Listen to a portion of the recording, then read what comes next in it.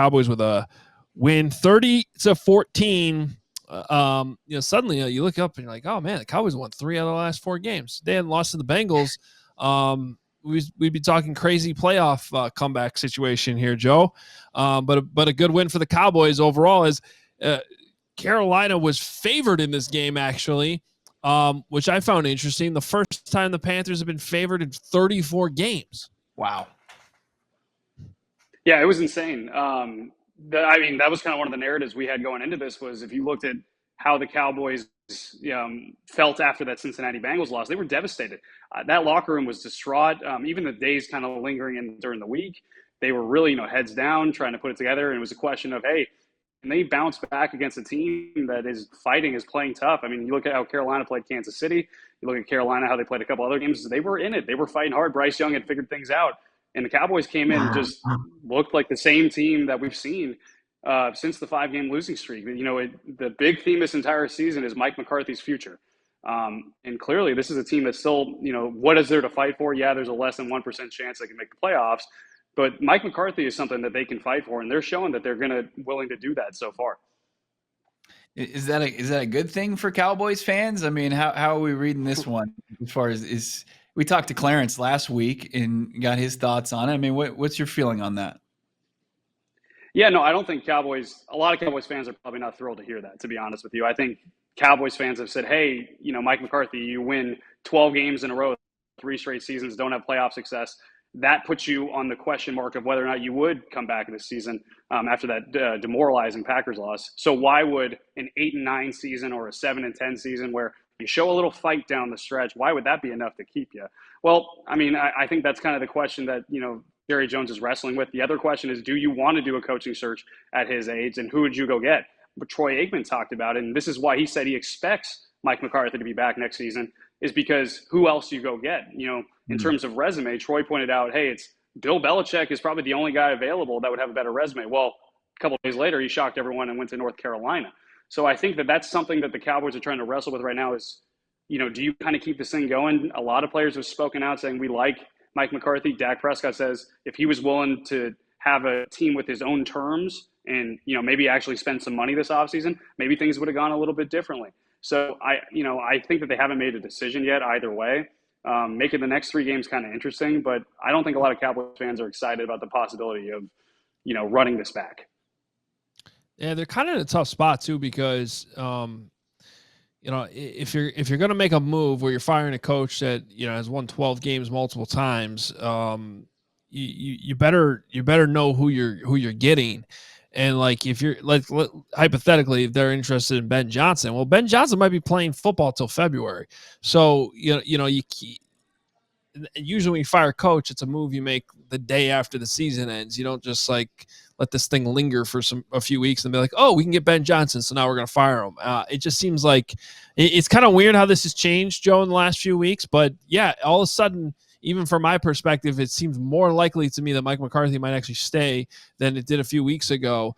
And maybe that's just a result of them winning 3 of the last 4 games and then why it feels that way. But some of the things you brought up too and what the players have said, that's what it feels like to me. Would you lean more towards McCarthy staying at this point? Yeah, I kind of consider it a 50-50 situation. But with me personally, like if you ask Clarence, I don't think he'll lean this way. But I kind of lean that it does feel possible. And I think a big reason why is I think they easily could have folded up and said 1, 2, 3 Cancun after that 5-game losing streak and just moved on, the players in that locker room, but they didn't. They kept fighting. And you kind of look at some of the guys that are fighting. For example, CeeDee Lamb has been dealing with a sprained AC joint in his shoulder for weeks now, right? Every time CeeDee Lamb hits the ground, he is in anguish, he is in pain, and he keeps going. And obviously, I think that there's some other personal aspirations. This is a guy who wants to have a Hall of Fame career. He went over the 1,000-yard mark for the 4th time in a row against the Panthers yesterday. But that's a guy that, in theory, quote, doesn't have much to play for. Same with Micah Parsons. So there's something to that, I think, and I think that that's going to be a factor in this whole discussion. Whether or not it actually happens, we'll see. But you brought up Ben Johnson there, Adam, and that's a guy that just doesn't fit what the Cowboys, the track record would say and what the Cowboys have as a structure. He's a guy that's going to kind of want control when he comes into a place. And the Cowboys, Jerry Jones is number one here. I don't know if that fits well with Ben Johnson, and I think their track record has shown they'd rather go after veteran coaches. So who's out there? I mean, Mike Vrabel, maybe. That's kind of a guy you think of, but I don't know. I think it's a little bit in terms of, I mean, you kind of already have something here. Why try to see it progress rather than start over? Got a bit of a strange question, and forgive me, my game day duties with the Cardinals, and of course I wasn't dialed into the entire Cowboys Carolina Panthers game. But I noticed this on Next Gen Stats where Cooper Rush had the first, third, and 13th lowest completion probability percentage on his 3 touchdown passes. Like 11% completion percentage to Jalen Brooks, 22 to CeeDee Lamb, and then his third was about just over 25%. I got to imagine that's a testament to guy. Was it those guys going out and making a play, or was Cooper Rush finding some tight windows? What did those look like? Yeah, a little bit of a combination of both. I'll take you to the CeeDee Lamb one first. That was kind of it was kind of a fade route to the end zone, and Cooper put it a little bit behind him. And it was one of those plays where CeeDee made an excellent play, and he almost made it look easy. So I'd put that one more on CeeDee. But the other two, I thought that was Cooper Rush making plays. Jalen Brooks, in that back of the end, both were in the back of the end zone on scramble plays. Jalen Brooks really had to work from the other side of the field to get there. But I thought Cooper Rush made some plays yesterday, and he kind of talked about I'm getting better. Is kind of what he was saying. I'm better than I was in 2022. He's had some time now to get a feel for the offense. He also had a crucial red zone fumble yesterday. That was pretty bad. He's got some fumbling issues. But in terms of backup quarterbacks, I mean, that's kind of something I think that a lot of teams would live with is, hey, you go out and go 3 touchdowns and 1 turnover every single game. Like, that's not bad. And, the one thing about Cooper Rush, yes, QB wins can be inflated, but I think he's now 8-4 as a starter. So, I mean, that's something to at least put stock in if you're thinking about Cooper Rush potentially returning as a backup in 2025.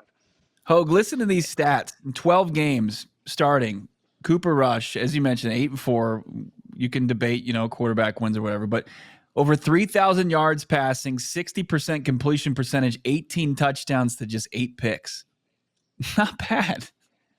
That's what you want from a backup quarterback, and then some. I mean, honestly, that's why Trey Lance doesn't play, right? Like when you have when your starter goes down, that's what you want for your backup quarterback. Yeah, Cooper Rush is a known quantity at this point. You know exactly what you're getting. Trey Lance was a huge unknown. And clearly, I mean, I think the Cowboys were kind of telling you what they think about Trey Lance through their words and their actions. They said, hey, if we want to win a game, we got to go with Cooper Rush. And I think by the action of not playing Trey Lance kind of tells you everything they know about him at this point.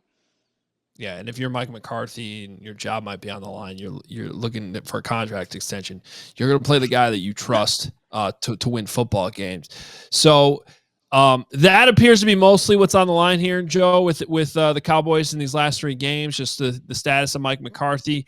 Good game coming up on Sunday night against Tampa Bay, the Buccaneers at Cowboy Stadium, and then at Philly, home against Washington. How do you see this thing playing out in terms of realistically finishing?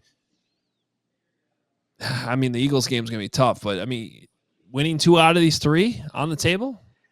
I think on the table, but I wouldn't consider it likely. I think maybe the likeliest thing is they surprise and win one of these games, because I think the unfortunate thing for the Cowboys, and yes, they've already beat Washington at Washington, but, you look at Tampa Bay, Washington, and the Eagles. These are teams playing for something now. Some people thought maybe, hey, the Eagles would be secured in the 2 seed by this point. Maybe they'll sit some guys come week 17. Not the case. They're chasing the Lions, who now have injury issues all of a sudden.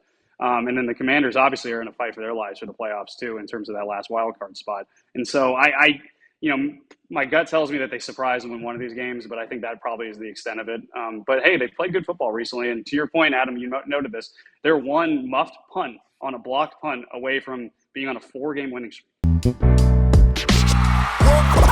We all silly like the mayor.